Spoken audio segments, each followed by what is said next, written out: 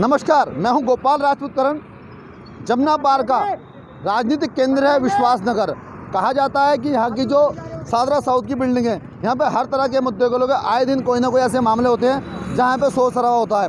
लेकिन आज देश किसानों के मुद्दे पे दो तरफा हो चुका है। हमारे साथ कांग्रेस के वरिष्ठ नेता परवीन चौधरी जी व पूर्व प्रत्याशी हैं जो कि अनारकली से रहे हैं। बताया जा रहा है कि कांग्रेस ने भड़काऊ भाषण दिए, कांग्रेस ने मतलब ये मान लीजिए उसको भटकाया है आंदोलन को। हम जानना चाहेंगे सर, लोग कह रहे हैं कांग्रेस ने भटकाया, आप क्या मानते हैं कि कांग्रेस ने इसके अंदर भड़काने की भूमिका निभाई? कांग्रेस ने कोई भड़काने की भूमिका नहीं निभाई। कांग्रेस का हमेशा यही कहना है किसान का जो आंदोलन है वो शांति प्रिय चल रहा है। टिकैत के ऊपर जो आरोप लगाए गए हैं कि ये देश विद्रोही है, जबकि इस नस्ल के लोगों ने इस देश को आज़ाद करने के लिए अपनी कुर्बानियाँ दी हैं, बलिदान दिया है। और आप इतिहास को जानो तो आर्मी के अंदर आज भी किसानों के बच्चे हैं जो देश की रक्षा कर रहे हैं। सर लेकिन आर्मी में भी जो वहाँ पे फौज में बच्चे थे या ये कहीं पुलिस में थे उस वक्त, वो भी तो उन्हीं के बच्चे थे ना सर, लेकिन उन पर आक्रमण हुआ। किसानों ने किसी पे कोई आक्रमण नहीं किया। ये सरकार की अपनी सोच है, अपने विचार है। किसानों ने हमेशा शांतिपूर्ण धरना दिया है। ये सरकार की चाल थी जो असामाजिक तत्व इस धरने के अंदर भेजे गए, जिन्होंने ये उपद्रव मचाया। लाल किले के अंदर जहाँ इतनी पुलिस लगी होती है, आप ये बताओ वहाँ कैसे मतलब ये उपद्रवी पहुँच गए, कैसे उन्होंने झंडा लहरा दिया वहाँ का। ये हमारी तौहीन की बात है कि हमारे तिरंगे की बेइज्जती की गई, जिसके लिए हमारे फौजी भाई मरते हैं। और ये सरकार की सारी देन है, सरकार की सारी चाल है, इनकी सोची समझी चाल है। ये टिकैत को सरकार कह रही है इसमें विपक्ष का मामला है। इसमें विपक्ष का कोई मामला है ही नहीं। सरकार की अपनी चाल है। इस आंदोलन को फेल करने के लिए उन्होंने ये चाल चली है। चाहे आंदोलन अभी लोग राजनीतिक टूरिज्म अपना रहे हैं, यानी कि गाजीपुर बॉर्डर जा रहे हैं। क्या वो लोग अपने फायदे के लिए जा रहे हैं, किसानों के हित में जा रहे हैं?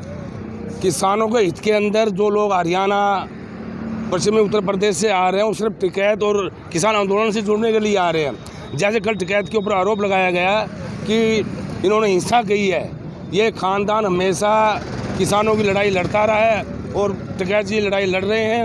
उनके जब आंखों में आंसू आए, पूरा हरियाणा, पश्चिम उत्तर प्रदेश रात ही यहाँ आ गया।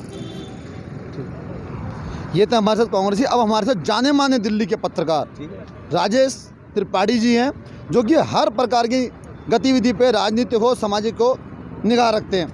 तो स्वागत है आपका मेरी दिल्ली मेरे सामने। आप बहुत वरिष्ठ पत्रकार हैं, मैं समझता हूँ आप हर मामले में अपनी पैनी निगाह रखते हैं। तो सर इसमें किसका दोष मान रहे हैं कि आज अंतर्राष्ट्रीय बेइज्जती हमारी हुई? इसमें सरासर मोदी की गलती है, मोदी सरकार की गलती है और किसी की नहीं। सर मोदी जी ने तो पूरी व्यवस्था रखी, एक भी मतलब लाठीचार्ज नहीं होगा, हमारी पुलिस ने संयम बरता। अगर ये संयम ही बरतते तो मतलब वहाँ तक किसान जा ही ना पाते। लाल किले तक जो मतलब किसान गए हैं, ये मोदी की चाल है कि हाँ जो है किसानों का आंदोलन फेल हो, बदनाम हो। लेकिन जनता तो ये कह रही है ना कि अगर लाठीचार्ज होता, दिल्ली में कत्लेआम होता, और विपक्ष भी यही चाहता था, और भारत के विरोधी ताकत है वो भी ये चाहती थी। नहीं, ऐसी कोई बात नहीं। ये चाहते तो किसानों के ट्रैक्टर पे गोली मार सकते थे, मतलब उनके टायरों पे। लेकिन इन्होंने ऐसा कुछ नहीं किया। इन्होंने सीधा लाल किला खोल दिया, क्योंकि इतना मजबूत गेट है लाल किले का कि अगर गेट बंद होता तो कोई जा ही नहीं सकता था।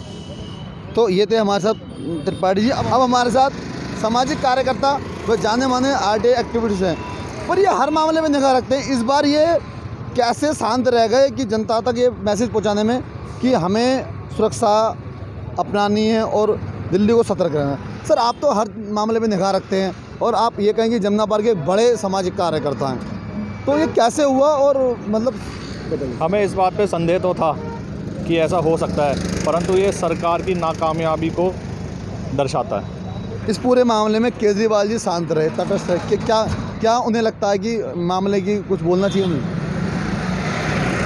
मतलब आप मेरा कहने का मतलब है कि आप लोगों को सबको समझाना चाहिए था कि भाई जो किसानों के हित में होना चाहिए और देश के भी हित में होना चाहिए। तो आप ये मानते हैं कि लाल किले पे झंडा नहीं फहराना चाहिए?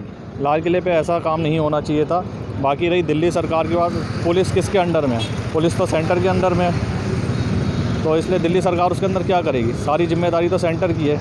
अब इनका मानना है कि सारी जिम्मेदारी सेंटर की, जो भी घटना घटी उसकी कहीं ना कहीं कमजोरी रही केंद्र सरकार की। अब हमारे साथ बहुत ही वरिष्ठ पत्रकार वह सामाजिक कार्यकर्ता जिनको दिल्ली में जब भी कोई बड़ी चीज़ होती है तो इनका नाम लिया बड़े सम्मान से लिया जाता है और ये ऐसे व्यक्ति हैं जो हर मामले में अपनी बात रखते हैं खुल के। मनोज जैन जी, और ये हर समुदाय से जुड़े हुए रहते हैं। तो सर ये जो आज हमारी अंतर्राष्ट्रीय ये कहें कि शर्मिंदगी हुई 26 जनवरी वाले दिन, तो ये सरकार का फेलियर मानते हैं या विपक्ष ने इतना ज़्यादा लोगों को भड़का दिया कि उसकी वजह से ऐसा हुआ? मैं यहाँ पहली बात तो ये कहना चाहता हूँ कि आज दिल्ली शहर एक अराजकता का अड्डा बन गया। यहाँ जो कोई भी आता है दिल्ली निवासी आज इस आंदोलन, धरना, प्रदर्शन जो वक्त बेवक्त होते रहते हैं उससे परेशान है। उनका जीवन अस्त व्यस्त हो गया। जो लाल किले पर हुआ 26 जनवरी को वो तो शर्मिंदगी का विषय है ही है और उसकी जितनी निंदा करी जाए कम है। लेकिन फेलियर किसी का भी हो लेकिन राष्ट्र का सर नीचा हुआ है। राष्ट्र का सर जो नीचा जिन लोगों ने किया है उनके खिलाफ कड़ी से कड़ी कार्रवाई सरकार को करनी चाहिए और तुरंत करनी चाहिए, उसमें देर नहीं होनी चाहिए। लेकिन यहाँ मैं एक विषय अलग उठाना चाहता हूँ कि 3 महीने से ये धरना चल रहा है। जो दिल्ली के निवासी जिनका जीवन अस्त व्यस्त हो गया है, जिनका जीवन आज उस मुकाम पे खड़ा है कि उनको बॉर्डर बंद होने की वजह से आने जाने में परेशानी है, सारी चीज़ें महंगी होती जा रही हैं, उनका क्या कसूर है? आंदोलनकारियों को भी जनता के हित में ये फैसला लेना चाहिए कि बॉर्डर जल्दी से जल्दी खोले जाएं, जिससे दिल्ली का जीवन अपने प्रवाह से चल सके। सर एक मच्छर जैसा देश जो हमारे केरल के बराबर इसका मतलब क्षेत्रफल है, वो आज उछल रहा है कि भाई हम दिखावा था हमारे देश में लोकतंत्र और हमारे यहाँ लोकतंत्र नहीं है और हमारी सारी जमहूरियत, उनके भाषा में जमहूरियत कहा जाता है कि हमारा फेलियर हो गया पूरा। तो उसके पाकिस्तानियों के बारे में या उसकी सरकार के बारे में और जो कनाडा में बैठे हैं कुछ भारत विरोधी ताकत, उनको क्या संदेश देना चाहते हैं? देखिए, भारत अपने आप में बहुत मजबूत है और भारत की जो कमांड है बहुत अच्छी मजबूत सरकार के हाथ में है, इसमें कोई शक नहीं है।